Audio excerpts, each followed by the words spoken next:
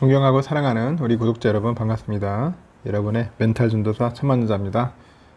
오후 시간인데 졸음이 살랑살랑 오기 시작하는 그런 온도와 날씨를 가지고 있네요. 지금 보니까 그래도 좀 여러분들 어떻게 지내실지 모르겠습니다. 사람이 낮잠도 자고 그래야 하는데 참 쉽지가 않습니다. 일단은 여러분들에게 또 흥미로운 이야기를 또 하나 들려드릴까 할게요. 삼성하고 TSMC는 영원한 라이벌로 갈 것 같아요. 시스템 반도체 쪽에서는 계속 이렇게 경쟁을 하면서 갈 수 있는 그런 체제밖에 안 돼. 제가 볼 때는 뭐 인텔도 끼어든다고 하지만은 아직까지는 인텔은 조금 무리순 것 같고, 아직까지는 삼성과 TSMC 두 기업이 이제 투톱으로 가지 않겠나 생각이 듭니다. 그런데 여기 이제 미국이 이제 TSMC에 대한 약간 좀 불편한 기색을 조금씩 보이는 것 같아요. 워낙 TSMC가 좀 비중이 많다 보니까, 생산량도 많고 하니까 특히 중국 내 공장 증설에 대한 약간 불편한 기색을 조금 보이고 있다는 그런 내용들이 들리기 시작하더라고요. 그래서 이제 삼성전자는 가능하다, 예스인데 TSMC는 안 된다, 뭐 그런 이야기들도 있어요. 그래서 삼전에 대해서도 미국이 향후에 압박을 넣을 수도 있다, 뭐 그런 이야기도 슬금슬금 나오고 있는데, 최근 반도체 업계는 그 미국에 일관되지 않는 그런 대외 반도체 정책을 갖고 그 의문을 제기하는 사람들이 있다고 합니다. 그 최근에 미국이 이제 대만 반도체 업체 TSMC 그 중국 내 공장 증설에 대해서 불편한 기색을 내비쳤어요. 내비친 반면에 삼성전자의 중국 시향 공장 증설에 대해서는 아직 어떠한 언급은 없습니다. 그러다 보니까 왜 중국 내 공장 증설에 대해서 불편한 기색을 내비쳤을까, TSMC에 대해서 한번 알아보는 거죠. 일단 전 세계 반도체 패권 전쟁에서 미국과 TSMC는 강력한 그런 협력 관계를 맺고 있어요. 어떻게 보면 거의 혈맹 관계죠. 혈맹, 아주 친미 국가니까, 대만 자체가. 그럼에도 미국이 삼성전자보다 TSMC에다 더 엄격한 잣대를 대고 있어요. TSM 더 엄격한 잣대를 대고 있다. 왜 엄격한 잣대를 대고 있는가? 그에 대한 이유와 궁금증이 이제 조금씩 커지고 있죠. 지난달 그 대만의 그 디지타임스라고 있어요. 디지타임스하고 중국 내 언론 등의 보도에 따르면은 미국 정부는 TSMC의 그 중국 난징이 있어요. 난징. 그 난징에 12인치 웨이퍼 파운드리 공장을 증설하려는 계획에 대해서 중국의 반도체 굴기를 도울까 우려된다, 그렇게 해서 압박을 가한 것으로 이제 전해졌다고 합니다. 이 소식이 이제 전해지면서 반도체 업계는 다시 한번 미국의 중국 견제 의지를 확인을 합니다. 그 TSMC 그 난징 공장은 그 최첨단 미세 공정 생산 라인이 아니에요. 그리고 구형 공정의 반도체도 허락할 수 없을 만큼 그 중국 반도체 굴기에 대한 반감이 크다는 거죠. 반감이 크다. 실제 TSMC가 난징 공장에 그 28나노급 공정 라인을 추가해 가지고 차량용 반도체 생산을 늘리는 방안을 현재 추진 중에 있는 겁니다. 28나노급 반도체는 상대적으로 봤을 때 구형 반도체인데, 이미 TSMC하고 삼전은 지금 서로들 3나노급 가지고 양산을 준비하니 많이 서로 경쟁 중에 있지 않습니까? 근데 왜 구형이 가지고 저렇게 미국이 난리칠까요? 미국은 이제 반면에 이제 삼성전자의 중국 그 시향 공장 그 증설과 관련해서는 아직 어떠한 반응도 내놓지 않고 있습니다.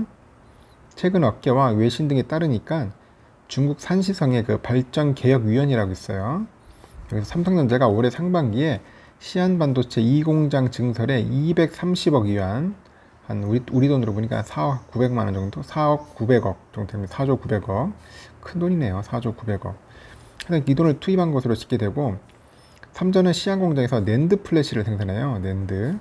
삼성전자는 급증하는 그 글로벌 수요를 대응하는 취지에서 2017년도에 시안 반도체 2공장 증설을 결정을 했죠. 전문가들은 TSMC가 중국의 그 팹리스 업체 성장 속도에 불을 붙일 수 있을 것이라는 관측을 현재 내놓고 있어요. 미국이 우려하는 대목도 이 부분이다, 그런 분석이죠. 그 팹리스는 여러분들 알겠지만은 제조 설비를 뜻하는 그 패브리케이션하고 리스를 합성한 말이에요. 페브리스. 예. 예. FABLESS네요. 그죠? 하여튼간, 팹리스. 그 패브리케이션하고 리스를 합성한 말인데, 시스템 반도체 설계와 개발만을 수행하는 회사예요. 설계와 개발. 그래서 엔비디아나 퀄컴이나 ARM 이런 업체들이 우리가 팹리스 업체들입니다. 엔비디아, 퀄컴, ARM. 그래서 원래 미국과 대만이 그 팹리스 시장에서 전통 강자였지만은 최근에 중국 팹리스들이 이제 급성장하고 있습니다. 그 미국 반도체 산업협회에 지난달 발간한 중국 반도체 산업에 대한 이해라는 그 보고서가 있어. 중국 반도체 산업에 대한 이해. 이 보고서에 중국 팹리스 기술력에 주목을 했고, 실제 중국은 지난해 글로벌 팹리스 반도체 시장의 16%라는 점유율을 보였어요. 그래서 미국과 대만에 이어서 벌써 3위예요, 3위. 이 협회는 특히 AI 칩 설계 격차를 빠르게 좁히고 있어요. AI, 인공지능에 대해서 상당히 지금 신경 많이 쓰는 것 같아요. 또 중국을 견제하지 않고 방치하면은 미국 반도체 산업 기반에 대한 중대한 도전이 제기될 수 있어요.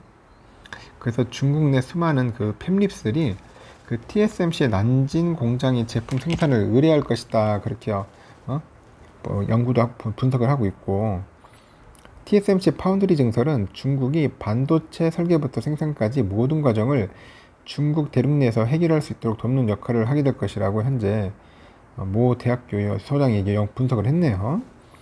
그 중국의 반도체 굴기라는 퍼즐에서 마지막 남은 빈칸을 이제 TSMC가 채우게 된다는 거겠죠.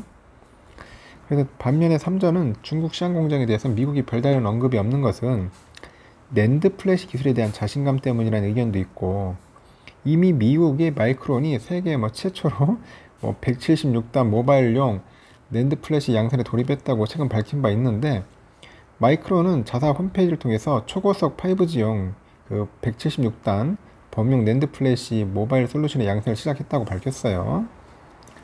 삼전은 올해 하반기에 업계 최소 셀 크기의 그 7세대죠. 176단 V낸드 기술이 적용된 소비자용 SSD를 출시할 예정이고요. SK 하이닉스도 올해 연말부터 176단 낸드 양산에 들어간다고 합니다. 그래서 삼성전자하고 SK 하이닉스의 메모리 반도체는 어느 기업에 어떻게 쓰일지가 명확하게 정해져 있어요. 미국 입장에서는 해당 반도체가 군사용으로 쓰일 가능성이 적다고 보는 것도 견제하지 않는 이유가 될 수 있다. 그렇게 말을 하고 있네요.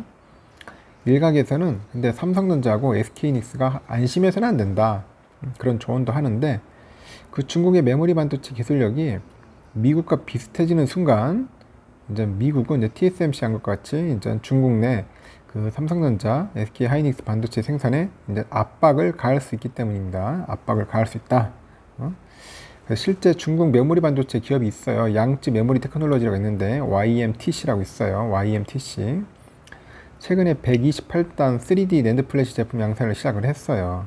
그 중국과 한국의 격차가 기존 3, 4년에서 한 1, 2년으로 좁혀졌다는 그런 뜻으로 풀이되는데, 반도체 업계 관계자는 한국 반도체 기업들이 이제 중국과의 기술력 격차를 더 벌이지 않으면은 시장 경쟁에서 뒤처질 뿐 아니라 TSMC처럼 미국과의 외교 문제에 휘말릴 수 있다. 이제 그렇게 지적도 하고 있는 겁니다.